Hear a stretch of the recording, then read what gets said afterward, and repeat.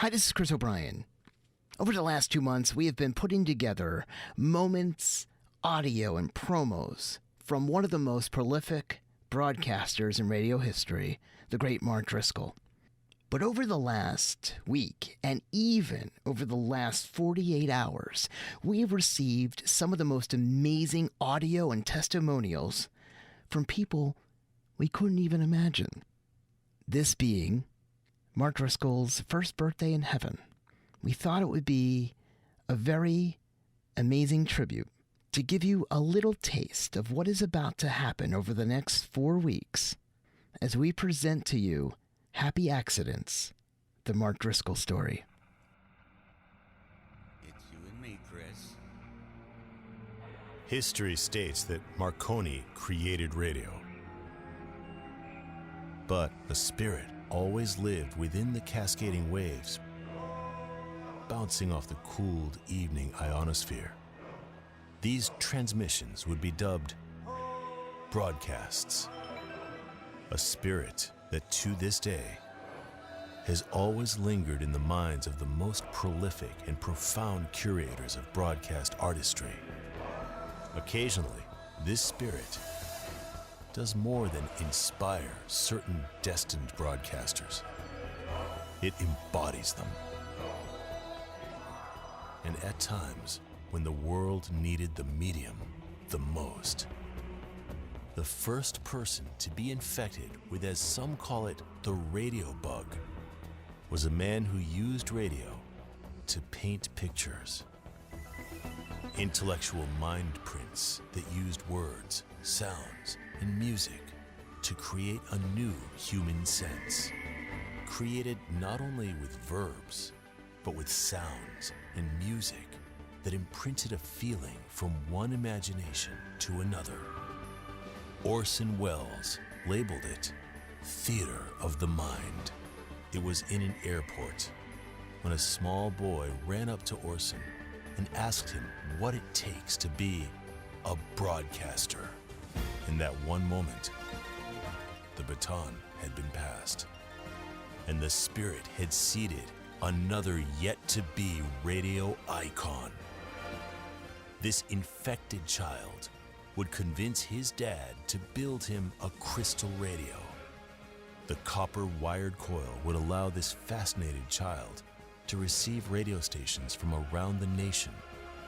His young mind was flooded with transmissions of voices, music, and even more importantly, the mystique of what happened in between the static.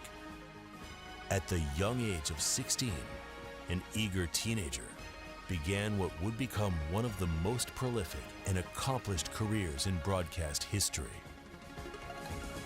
In the decades that followed, he would take Orson Welles' theater of the mind and turned it into colors, vibes, and passion.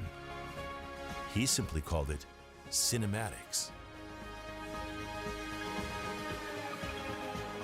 Nobody could emulate his imaging.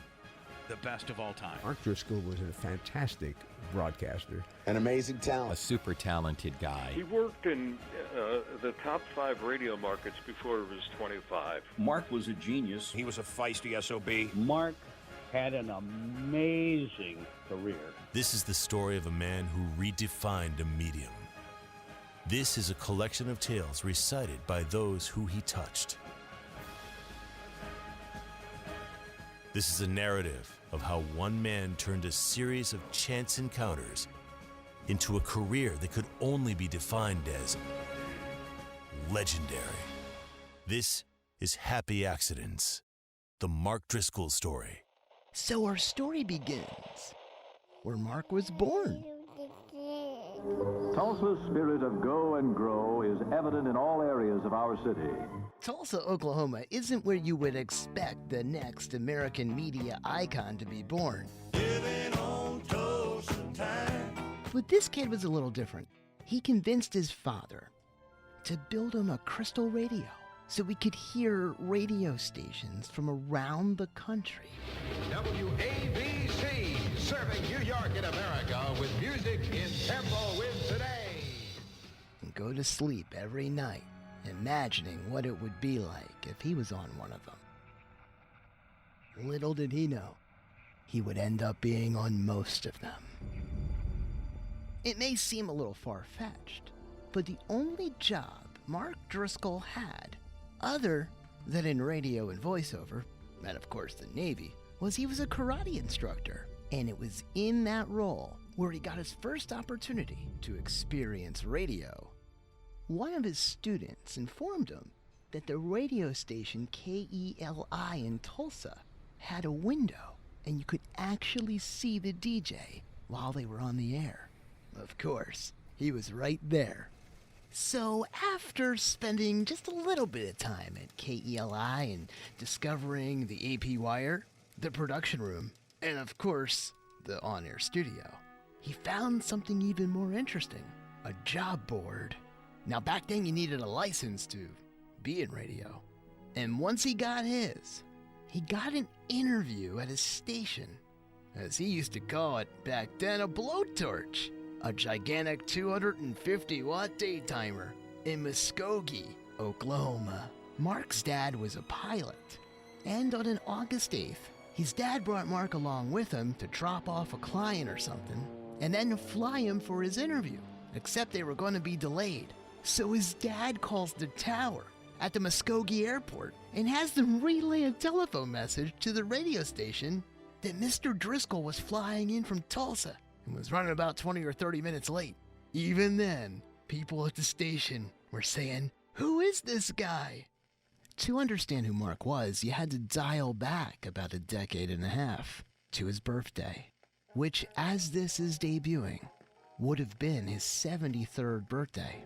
It's also ironic when you think that his crowning achievement, the station he built from the ground up, that's still on the air to this day, is 1-0 October 2.1 21st.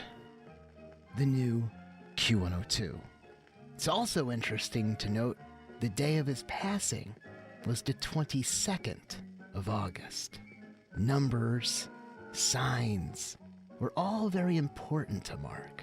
He was born under the astrological sign Libra, a waning crescent. Harry S. Truman was still on his honeymoon as President of the United States.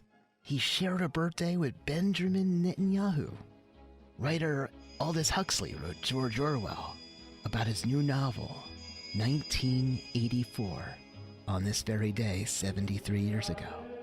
And the #1 song the year he was born was Riders in the Sky. A ghost heard in the sky. According to Billboard magazine. I remember he used to tell me as a kid he hated bullies. And when he learned martial arts, he may or may not have broken the leg of a bully. He always thought that martial arts made him not just a fighter, but a skilled combatant, and no matter what he did. And it was that mindset and attitude that he took with him to KBIX in Muskogee, Oklahoma. A winner! 1490, Muskogee's own KBIX. He may have still been in high school, but his mom, who just happened to be a big realtor in Oklahoma, found him a little duplex that ironically the original Johnny Dark had once occupied. He transferred to high school in Muskogee, Oklahoma, to pursue, as his father thought, this ridiculous career. Already raking in the dough, all $80 every few weeks. Must have been quite the duplex at $16 a month. But as he said, it was a great time. KBIX had an old Collins board, cart machines, and turntables, microphones. A young radio geek's dream come true. It was there where he learned how to create something called a tight board, making sure that all the songs and all of the elements of the radio station collided in just a perfect mix, tone, and melody. After high school, Mark decided it was time to start moving up. Ken Wolt. I was the program director of WPOP in Hartford. This would have been 1967. I think. And I placed an ad in broadcasting. Go Magazine was a national magazine that was put out allowing local radio stations an inside insert for local activity. So the whole thing was put together. I think it was done by Billboard. And it was stories about what was happening in pop music at the time. And each radio station got a chance to put an insert in the middle of it, and about the radio station, and featuring maybe a highlight of a jock or current contest or something like that. And then it was distributed to local music stores around the city. I advertised somebody to deliver Go magazines that had a chance to do weekends on WPOP. I get a call from this kid in, where are you? I'm in Tulsa, Oklahoma. Yeah, right. Okay. Well, this is a weekend gig, and then once a week you have to distribute Go magazines, and it's probably not something that you. Oh yeah. No, I'm really interested. Yeah. Well, okay. Let's. I'll think about it. The next day he calls me again, and the day after that he calls me again. And it was interesting because the phone conversations got longer and longer and longer. What are you doing in Tulsa, Oklahoma? Well, and this is a 17-year-old kid that is really hot to get into radio, and I guess he had some experience, obviously. So I had to loan him $100 to get to Hartford, Connecticut from Tulsa, Oklahoma. And he shows up, and that's the deal. He went on the air on the weekends and delivered Go magazines. But then I had an opening. I think he was doing nights for a while. Music, WPOP. Johnny Cash packing in more of those hits on WPOP 628 with Mark Driscoll. Well, my daddy left home when I was 3, and he didn't. I think he did middays as well, and it was like a. Not a part-timer, but I would put him wherever I had an opening. And he was there for about a year, and he turns 18, and he went into the Navy.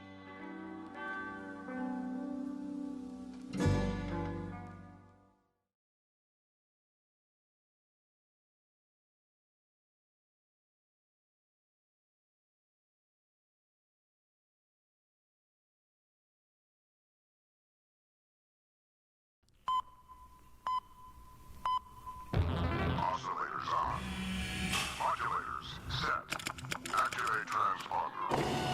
We are now transmitting digital sound through satellite. The signal spanning the entire continent. You've now become a part of the biggest party on the planet. The all cool, all request open house party is on the air. And away we go. Boy, that was dated because it was recorded, I hate to think, 1988 or 89, which is 30. That's a long time ago. Satellite was a new thing to Top 40. There were no satellite Top 40 shows. Mark was one of the first people to recognize the power of what Open House Party was. He was a trip to work with, and I'd forgotten that I'd met Mark for the very first time back in 1971 when I was program director of a station in Boston called WMEX, which was number 15 at the time, and he was working at WRKO. I became program director, and in a period of only 90 days, we went from number 15 to number 1. And within a period of about 90 days after that, I had dinner with a couple of the RKO jocks, including Mark, who let me know they'd rather work for me than work for the machine, which was a very tightly formatted WRKO. He was kind of quiet back then. That was how I vaguely remember him, but that was so long ago. But he was fun. Then the next time I met him was when he was at Q102. He was ops manager, and Elvis Duran was afternoon drive and program director, although Mark called all the shots. But even then, you could tell how talented Elvis was and where he was going to go. Mark was wacky. I mean, some of the funny things they did to get their attention so they'd take our phone call. We sent some frozen lobsters from Boston, and he and Elvis had lobster races down the hallway at Q102. So he invited us to come down and have dinner with him. So we said, okay, well, that was pretty good. So we went down, and he said that a lot of the things we were doing were things that he'd done and recognized the audience power of and so forth. And we went on Q102. He said, well, you need a voice guy. You should use me. So we used Mark. Mark became the voice of Open House Party in the early days. And it wasn't long before all the stuff he did became legendary. I mean, the reads he did, the outtakes were great too, because he'd screw up something and we could just turn that into something very funny because his reads were very straight and he'd say something that was offbeat. Things like this. You have to hear them over music because that's when they sound the best with Mark's reads. Here, just try this one here. La Bouche, the song that stays top 40, yeah. Music decisions are being made right now. Call toll-free 800-669-1010. The final decision is yours. And right here, we drop in the call letters of the station. KISS 108. Did you ever share any thoughts of his outtakes? Oh, yes. Well, Mark was funny. One time I was at Q102 in Philly, and Mark was in a recording session with David J., who was his production manager at the time. And Mark would stop in the middle and go down to Charlie's, which was a bar downstairs in the building they were in, and have his gin and tonic, and then come back up and then do more. And the reads would become more liquid, and you get more outtakes. For instance, this is what the one thing we were asking him to record was supposed to sound like. Red alert, red alert, red alert. Request lines are now open. Call 800-669-1010 or email john@openhouseparty.com. And here's what came out before he got to the final take with red alert, red alert, red alert.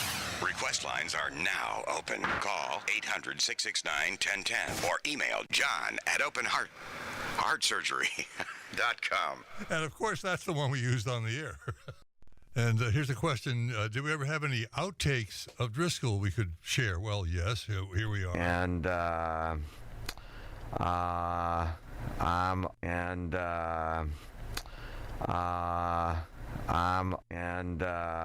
here's one that he recorded after he had been down at Charlie's for a couple of minutes. Happy Christmas. It's a nice time of the year to reciprocate.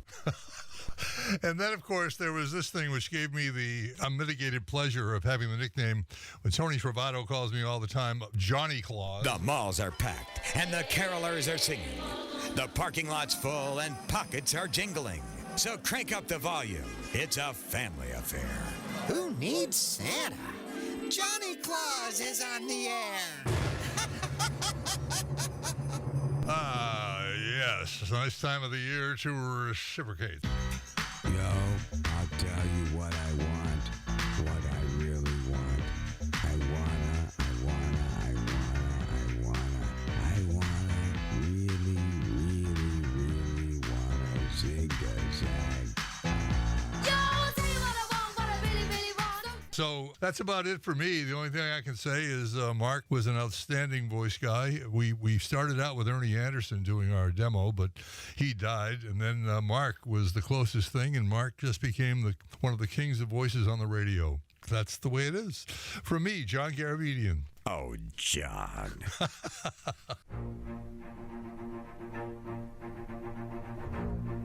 Today would have been Mark Driscoll's 73rd birthday, October 21st, 2022.